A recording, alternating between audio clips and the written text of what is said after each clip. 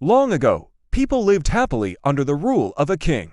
The people of the kingdom were very happy, as they led a very prosperous life with an abundance of wealth and no misfortunes. Once, the king decided to go visiting places of historical importance and pilgrim centers at distant places. He decided to travel by foot to interact with his people. People of distant places were very happy to have a conversation with their king.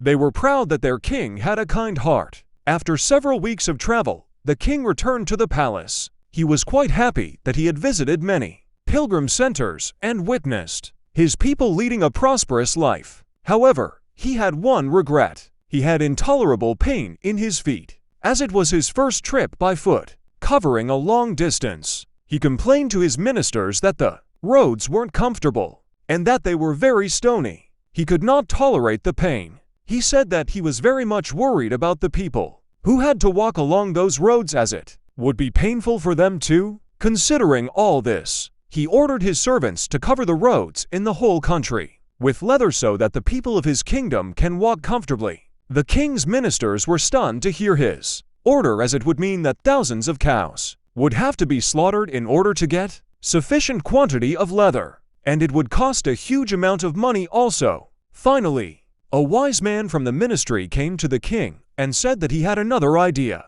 The king asked what the alternative was. The minister said, instead of covering the roads with leather, why don't you just have a piece of leather cut in appropriate shape to cover your feet? The king was very much surprised by his suggestion and applauded the wisdom of the minister. He ordered a pair of leather shoes for himself and requested all his countrymen also to wear shoes. Moral: instead of trying to change the world, we should try to change ourselves.